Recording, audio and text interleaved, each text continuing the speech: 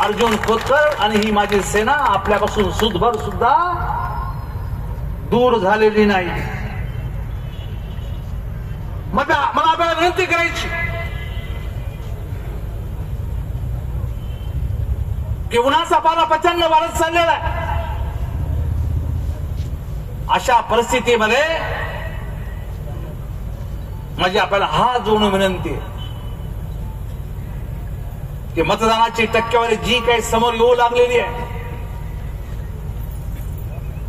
ती टक्केवारी निश्चितपणे फार चांगली नाही. माझी आपल्याला विनंती, सकाळच्या पहिल्या पहारामध्ये आपल्या घरच्या लोकांचं, आपल्या शिवसैनिकांचं, आपल्या परिवारातील लोकांचं हे मतदान पहिलं करून घेणे अत्यंत अगत्याचं, अत्यंत गरजेचं आहे. ती भूमिका आपण निभावली पाहिजे. देशामध्ये माननीय मोदी साहेबांच्या नेतृत्वामध्ये संपूर्ण देश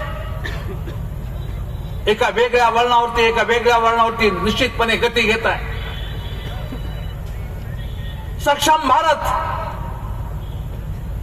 एक वेगळ्या अर्थाने जगामध्ये एक वेगळी प्रतिमा आपल्या भारत देशाची माननीय मोदी साहेबांनी निर्माण केलेली आहे. आणि पुन्हा एकदा तिसऱ्यांदा मोदी साहेबांना पंतप्रधान करायचं, माननीय मोदी साहेबांना पंतप्रधान करायचं असेल तर रावसाहेब पाटील दानवे पुन्हा एकदा लोकसभेमध्ये जाणं गरजेचं आहे. दादा, तुम्ही काळजी करू नका. हा संपूर्ण शिवसैनिक येणाऱ्या 13 तारखेपर्यंत संपूर्ण परिश्रम घेईल. झालं गेलं विसरून गेलो आम्ही, झालं गेलं विसरून जाणार आम्ही लोक आहेत. मनुष्य धर्म, मैत्री धर्म पाळणारे आम्ही माणसं आहोत. निश्चितपणे त्या माध्यमातून एक वेगळा विजय. थांबू आपण 2 मिनिट. आपलं मत हे कमळालाच पाहिजे, आपलं मत हे युतीला पाहिजे. दादा, आमची विनंती, संकट आल्यानंतर आपलीच माणसं पाठीमागं ताकदीने उभा राहतात. आम्ही संकट आल्यावर पळून जाणारे माणसं नाही. आम्ही खांद्याला खांदा लावून साथ देणारे माणसं, आम्ही पळून जाणारे माणसं नाहीत. कुठे गेले तर आता ती माणसं तुमच्यासोबत राहायची, ती कुठे गेली ती माणसं तुमच्यासोबत राहायची ती. आज तुमच्या विरोधात बोलताना त्यांची जीभ तावडा लागत नाही. दादा, त्यांचा विचार तुम्ही करा. उतार चढाव आयुष्यात येतच असतात, आयुष्यामध्ये उतार चढाव येत असतात. ठीक आहे, उताराला चढाव येईल, त्या सर्व गोष्टीवरती आम्ही मात करू. आमचा शिवसैनिक हा स्वाभिमानी शिवसैनिक आहे. निश्चितपणे जो आदेश मिळेल त्या आदेशाचं पालन करणारा शिवसैनिक आहे. दादा, फणस आणि गुलाब हे निश्चितपणे, जरी फणस आणि गुलाब तोडला तर काटे टोचतात, पण तोडल्यानंतर मात्र फणस हा गोडी देतो, गुलाब हा अत्यंत गोडीसारखा खुशबू देतो.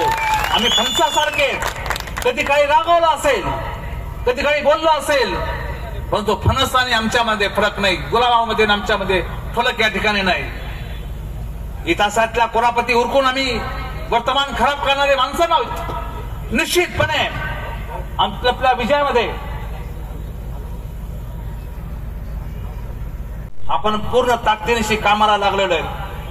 अन्न, वस्त्र, निवारा या 3 गोष्टी, या 3ही गोष्टीवर सरकारचं प्रचंड लक्ष आहे. आणि निश्चितपणे आपल्याला पुढच्या कालखंडामध्ये एक स्वर्णमय भारत बघायचा असेल तर आपल्याला पुन्हा एकदा तिसऱ्यांदा नरेंद्र मोदी यांना पंतप्रधान केलं पाहिजे. आणि त्यासाठी माननीय रावसाहेब दानवे यांना विजयी करे. आज आपण निर्धार करूया, 13 तारखेला जास्तीत जास्त मतदान आपण माननीय रावसाहेब दानवे यांना देऊन त्यांना विजयी करू. जय हिंद, जय महाराष्ट्र. सर्वप्रथम मी आपणा सर्वांचे धन्यवाद मानतो की आज एवढ्या मोठ्या संख्येनं आपण या ठिकाणी आलात आणि या देशाचे प्रधानमंत्री नरेंद्रभाई मोदी यांना तिसऱ्यांदा प्रधानमंत्री करण्याची भावना व्यक्त केली. अर्जुनराव, याबद्दल मी आपले सर्वांचे तुमचे आभार मानतो. मित्र, मी 45 वर्षापासून राजकारणात आहे. मी आता एका ठिकाणी भाषण देऊन आलो. मागं जर वळून पाहिलो तर मी कोण होतो आणि मला इथपर्यंत यायला 45 वर्ष लागलेत. 45 वर्षात मी काय काय संघर्ष केला माझ्या जीवनात, तो जर तुम्हाला सांगितला तर कल्पना करू शकणार नाही, कारण तुम्ही नवीन पिढीचे कार्यकर्ते. मी अशा पक्षात काम करायला सुरुवात केली की ज्या पक्षाला त्या काळामध्ये जनतेचं समर्थन नव्हतं. माझे जे सहकारी होते ते काँग्रेस पक्षात होते, मी एकटा जनता पार्टीत होतो. मग भाजप झाली, मग भाजपमध्ये राहिलो. मला आठवतं कोणीतरी सावंत नावाचे एक पालकमंत्री होते. नाही, सावंत ते आता कोणी पहिलेच होते आपल्या, मी आमदार नव्हते तेव्हाचे. ते एकदा भोकरदनला आले आणि आम्ही बस स्टँडवर उभे होतो, काँग्रेसचे पोर आणि मी, त्या काळातले पोरं. तितक्यात आमच्या आमदाराची जीप आली. काय रे पोरं, का उभे? तर म्हणले आम्हाला सावंतचा कार्यक्रम इथून 2 किलोमीटरवर, त्या कार्यक्रमाला यायचं. ते म्हणले बसा माझ्या गाडीत. तेव्हा त्या जीप होत्या मागच्या टपात बसायच्या. सगळे पटापट बसायला लागलो, मी बसायला लागलो. मला आमदारांनी उतरून दिलं. तो भाजपचा आहे, त्याला घेऊ नका. उलट ते काँग्रेसचे कार्यकर्ते म्हणत होते की त्याला घ्या, पक्षाचा असू द्या, पण तो आमचा सोबती आहे. पण मला नाही घेतलं. काय वाटलं असेल त्या टायमाला? मी सायकलवर गेलो त्या कार्यक्रमाला. माझा काही संबंध नव्हता त्या सावंत मंत्र्याशी, पण गेलो. म्हणजे एक प्रकारे सारा मान अपमान सहन करत करत हा प्रवास मी गाठला. आता एका लेवलला आलो. या लेवलला यायला काही माझ्या कुटुंबाची पार्श्वभूमी नाहीये की माझ्या कुटुंबात कोणी राजकारणात आहे. घरातला पहिला शिकलेला माणूस मी. पण मग इथपर्यंत पोहोचलो कसा? तर याच्या पाठीमाग माझं फार मोठं कर्तव्य असं नाही. मला लोकच लोटत गेले, चल वय पुढं, चल वय पुढं, चल वय पुढं. आता थोडाफार धक्का द्यायची पाळी होती. तर अर्जुनराव पुन्हा धक्का देऊन वय पुढं, बाकी सोडून देऊ आपण सारा. तुम्ही आमच्या दोघांचा विचार करू नका कार्यकर्ते, आमच्या दोघांचा विचार करू नका. अरे राजकारणामध्ये ह्या घटना घडतात काय? माझं ना अर्जुनरावचा आता पहिल्यांदा वाद झाला. अनेक वेळेस. पण याचा अर्थ असा नाही की आमचे मतभेद होते, पण काय आम्ही बोललो नाही एकमेकाला, एकमेकाला गेलो नाही, असं नाही झालं. पण त्यांनी निर्धार व्यक्त केला की मोदीजीला प्रधानमंत्री करायचं. पण काही लोक आपलं म्हणतील नाही करायचं मोदीला, मग कोणाला प्रधानमंत्री करायचं? भारतीय जनता पक्ष एनडीए वर हात करून सांगतो की आमचे पंतप्रधान पदाचे उमेदवार नरेंद्र मोदी.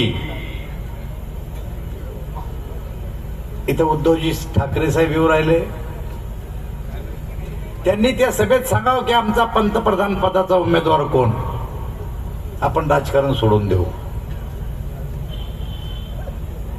पण जर का त्यांनी म्हणलं की शरद पवार आमचे 4 माणसाचे होत नाही पंतप्रधान पदाचे उमेदवार, तर ममता बॅनर्जी फाडा घेऊन आलीच समजून घ्या तिकडून की तू कोण रे 4 माणसावाला, मी तर 35 वाली आहे. किंवा तिनं जर म्हणलं की मी पंतप्रधान पदाची उमेदवार, तर लालू प्रसाद आलं झेल्यावर बसून, आणि त्याचं वाहनच ते. मेळ नाहीये मित्र. आणि त्याच्यामुळे आपल्याला स्थिर सरकार पाहिजे, त्यांना अस्थिर सरकार पाहिजे. आपल्याजवळ नेता आहे, नीती आहे. त्यांच्याजवळ नेता बी नाही आणि नीती बी नाही आहे. विचार करा, अशा संकटातून देश बाहेर काढला मोदीजीने. आणि म्हणून अर्जुन डावना सांगितलं आता की आपल्याला या देशाचं प्रधानमंत्री मोदीजीला करायचं आहे.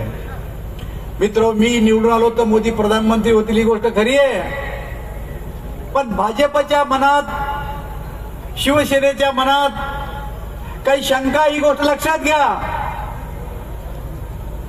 पण आतापर्यंत अर्जुन डावनांनी मी जे राजकारण केलं त्या राजकारणामध्ये आम्ही दोघं एकमेकाच्या सोबत राहिलो.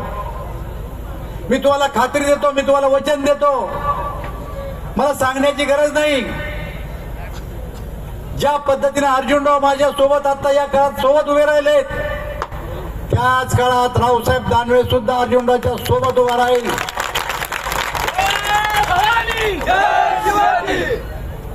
जालन्याच्या बाहेर तुम्हाला जायचं नाही, जालन्याच्या बाहेर मला जायचं नाही.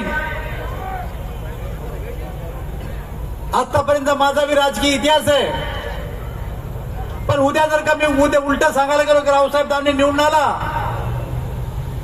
आणि अर्जुनरावला मत देऊ नका, माझ्या बी इज्जतीचा सवाल आहे. या गावातला एक नागरिक उठाल आणि तो माझी लाच काढील. त्या अर्जुनरावचं मत घेतलं, आता देऊ नका म्हणता, आहे कोणतं तोंड तुम्हाला? शेवटी अर्जुनरावच आहे, पण मला सुद्धा माझ्या इज्जतीचा प्रश्न आहे. आणि मग तुमच्या डोक्यात काही भोंगा असाल, तुमच्या डोक्यात काही असाल, तुम्ही आजपासून सगळं काढून टाका. मागाले टाळ्याने वाजवले, अजून मागवलं, काढून टाका.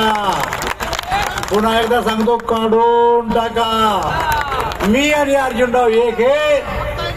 आता तुम्ही आम्हाला सपोर्ट द्या. तुम शिकारे यार, मैं पहली बार सुन रहा, मुझे कोई बता रहा. मैं बहुत दिन से राजनीति में आया, अभी अभी आया. आप अभी आ रहे, आज बजा रहे, कल बजाते कि नहीं पता नहीं तुम्हारा भी. हम 40 साल से साथ में, चिंता मत करो. मी तुम्हाला सगळ्यांना सांगितलं की आमच्या गोष्टीवर भरोसा ठेवा. मित्र, विधानसभेला 6 महिने बाकी नाहीयेत. जर सरकार आपलं आलं तर गरम गरम तव्यावर विधानसभेची पोळी लगेच भाजून घ्यावं लागणार, ही गोष्ट लक्षात घ्या. तेव्हा तुम्हाला एकदाच नाही, 2 निवडणुकीची तयारी करणार तुम्हाला. विधानसभा आणि लोकसभेची तयारीला लागा. मी तुम्हाला शब्द दिला, मी मागे हटणार नाही. एवढंच आजच्या प्रसंग देतो आणि माझे 2 शब्द संपतो.